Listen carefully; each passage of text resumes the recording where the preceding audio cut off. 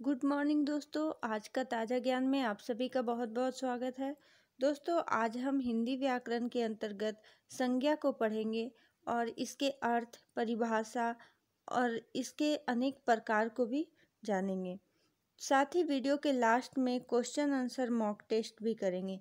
तो आइए शुरू करते हैं आज का सेशन। आज हम संज्ञा का सबसे पहले अर्थ को समझेंगे। संज्ञा किससे कहते हैं और संज्ञा का अर्थ क्या होता है। तो यहाँ पे संज्ञा का जो अर्थ बतलाया गया है वह है सम जोड़ ज्ञा। क्या है? सम जोड़ ज्ञा। अर्थात सम का अर्थ होता है सम्यक और ज्ञा का अर्थ होता है ज्ञान, मतलब सम्यक ज्ञान। क्या होता है? सम्यक ज्ञान। संज्ञा का संपूर्ण अर्थ है सम्यक ज्ञान। अब हम संज्ञा की परिभाषा के बारे में जानते हैं। संज्ञा वे शब्द हैं जो किसी नाम का बोध कराता है। ठीक है? किसी व्यक्ति, वस्तु, प्राणी, स्थान या भाव के नाम का बोध कराने वाले शब्द को संज्ञा कहते हैं। जैसे आगरा, गंगा, हिमालय, बचपन, गरीबी। यहाँ पे स्थान का नाम है, ये नदी का नाम है, पहाड़ का नाम है। बचपन, गरीबी, ये क्या है? भाव, किसी भाव का बोध करा रहा है। ठीक है? तो इस तरह से किसी भी नाम को जो बोध कराता है उसे संज्ञा कहते हैं। अगला पॉइंट है संज्ञा के भेद।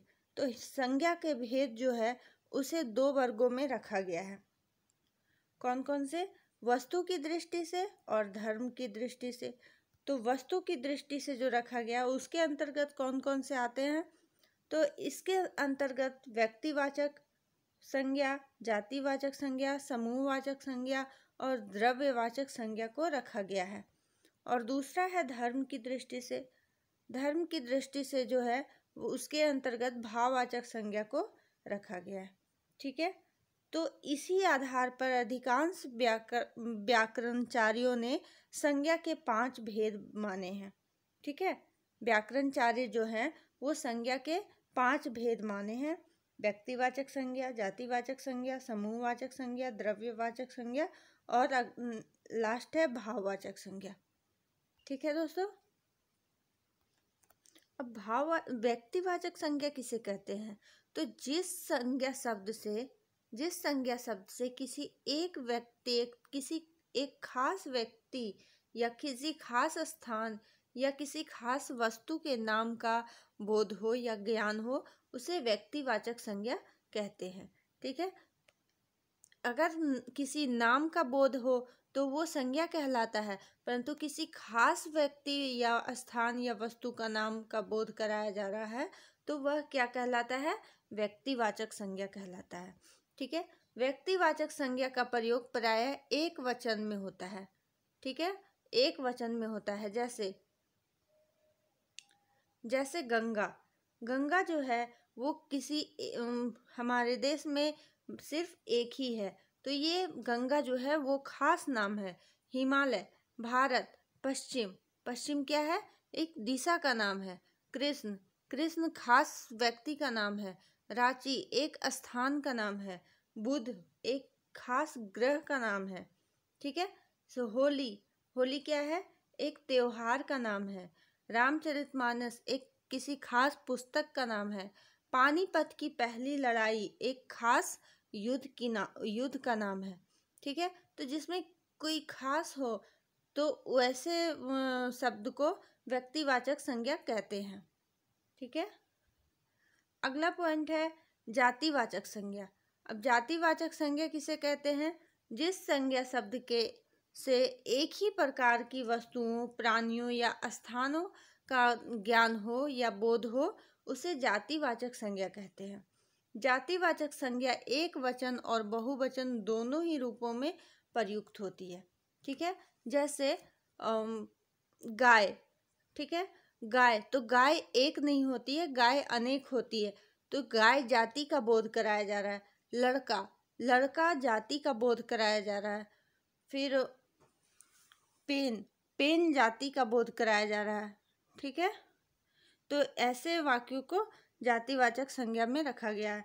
यहाँ उदाहरण दिया गया है भाई, बहन, धोबी, गाय, पुस्तक, केला, कुर्सी, गुलाब, प्रोफेसर, लड़का, मोटर, चावल इत्यादि। ये सभी जातिवाचक संज्ञा के उदाहरण हैं। अगला पॉइंट है समूहवाचक संज्ञा। क्या है? समूहवाचक जिन संज्ञा शब्द से वस्तु या पदार्थ के समूह का ज्ञान हो। यहाँ पे समूह का ज्ञान अगर जो शब्द कराता है उसे समूहवाचक संज्ञा कहते हैं। ठीक है, जैसे सेना, सेना जो है वो एक समूह में होता है। भीड़, गुच्छा, ये सभी समूह का एक उदाहरण है, तो इसे समूहवाचक संज्ञा कहते हैं।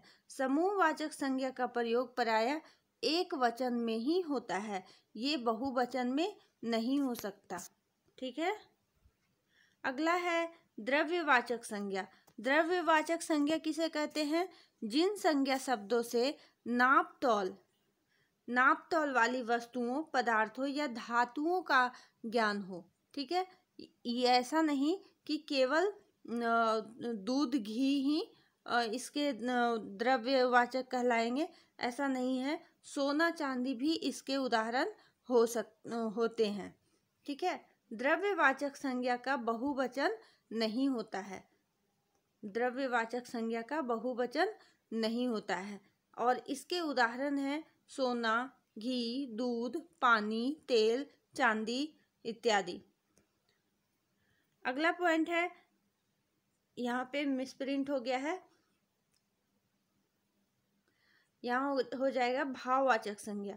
जिन संज्ञा शब्दों से वस्तुओं या प्राणियों के गुण, धर्म, दशा, दोष, कार्य, अवस्था या स्थिति का ज्ञान होता हो या बोध होता हो, उसे भाववाचक संज्ञा कहते हैं। भाववाचक संज्ञा का प्रयोग प्रायः एक वचन में होता है, ये बहुवचन में नहीं होता है, सिर्फ एक वचन में होता है। इसका उदाहरण है बुढ़ापा, चोरी, बचपना, सुंदरता इत्यादि। मतलब यहाँ पे कहा जा रहा है कि भाववाचक संज्ञा किसे कहते हैं? तो वह जिन संज्ञा शब्दों से वस्तुओं या प्राणियों के गुण, उसकी गुण बताता हो, उसका धर्म, दशा, दोष, कार्य, अवस्था या स्थिति का ज्ञान होता हो, उसे ही भाववाचक संज्ञा कहते हैं। जैसे यहाँ बुढ़ापा है तो किसी वृद्ध व्यक्ति की भाव को बतला रहा है कि उसका बुढ़ापा आ चुका है। ठीक है, कोई व्यक्ति है तो कहीं चोरी कर रहा है तो वह चोरी क्या है? उसका भाव को बतला रहा है। कोई बच्चा है तो या इसका बचपना है।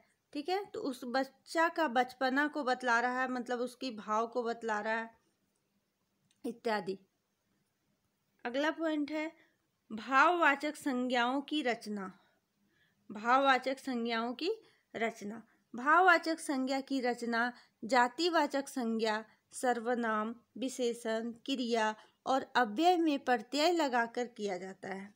जैसे मानव, यहाँ मानव है। ठीक है, मानव, मानवता, यहाँ पे ता लगाया गया है और यहाँ मानव है।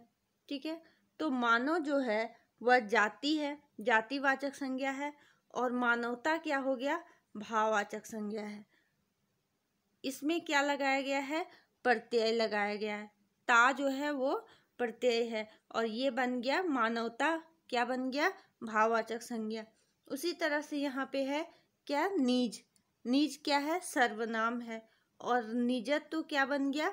भाववाचक संज्ञा बन गया। कला, कला क्या है? विशेषण है। विशेषण से क्या बना है? कालापन।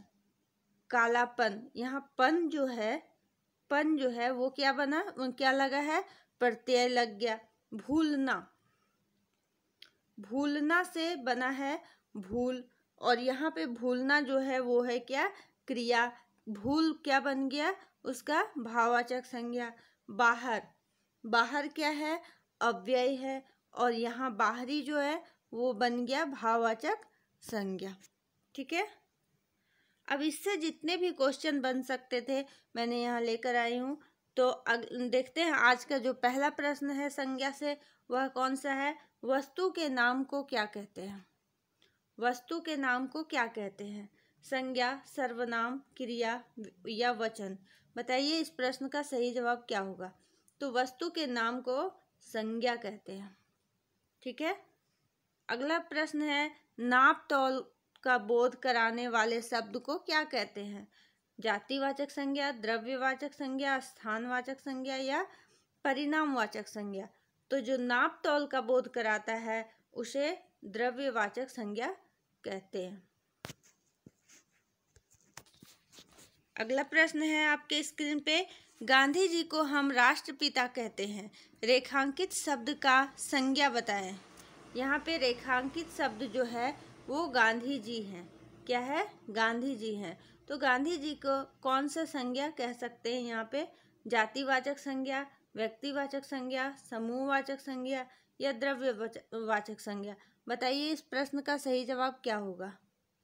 तो यहाँ पे जो गांधी जी हैं वो एक व्यक्ति का नाम है, तो इसलिए, और किसी खास व्यक्ति का नाम है, तो इसलिए यहाँ पे व्यक्तिवाचक संज्ञा इसका सही जवाब हो जाएगा। अगला प्रश्न है आपकी स्क्रीन पे, वस्तु, स्थान, भाव या विचार के द्योतक शब्द को क्या कहा जाता है? क्या कहते हैं? ऑप्शन है आपके सामने, संज्ञा, अव्यय, विशेषण या विशेष्य। बताइए इस प्रश्न का सही जवाब क्या होगा। तो वस्तु, स्थान, भाव या विचार के द्योतक शब्द को संज्ञा कहते हैं। क्या कहते हैं? संज्ञा कहते हैं। अगला प्रश्न है आपके स्क्रीन पे, वृद्ध का भाववाचक होगा। वृद्ध का भाववाचक होगा। बताइए इस प्रश्न का सही जवाब क्या होगा।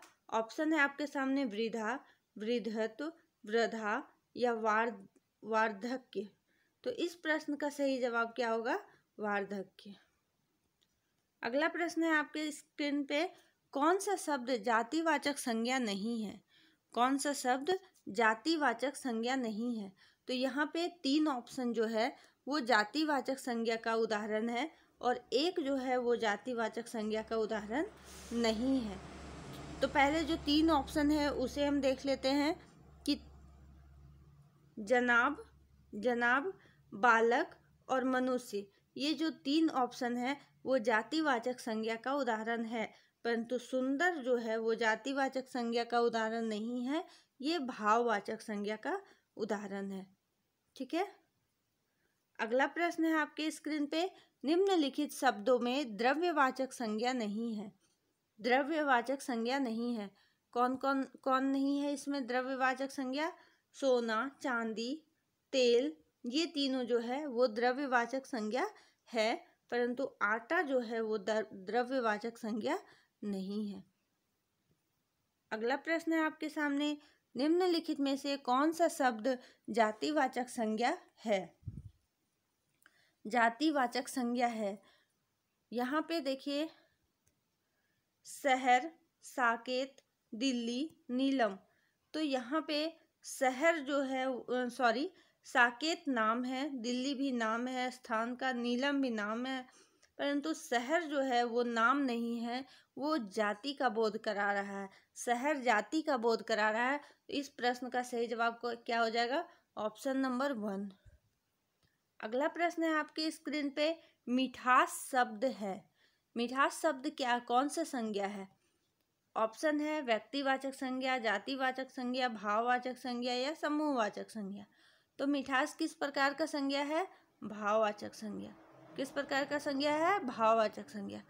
अगला प्रश्न और आज का अंतिम प्रश्न है, अर्थ के विचार से संज्ञा के कितने प्रकार हैं? अर्थ के विचार से संज्ञा के कितने प्रकार हैं? 4, 5, 6 या 7। बताइए इस प्रश्न का सही जवाब क्या होगा। तो इस प्रश्न का सही जवाब हो जाएगा ऑप्शन नंबर 2।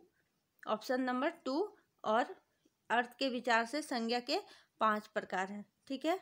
तो आज के लिए बस इतना ही। अगर हमारा वीडियो पसंद आए तो वीडियो को लाइक कीजिए, अपने दोस्तों में शेयर कीजिए, और जो भी चैनल पे नए हैं चैनल को सब्सक्राइब कर लीजिए और साथ ही बेल आइकन को दबा दीजिए ताकि हमारे द्वारा अपलोड की जाने वाली प्रत्येक वीडियो आप तक पहुंच सके। धन्यवाद।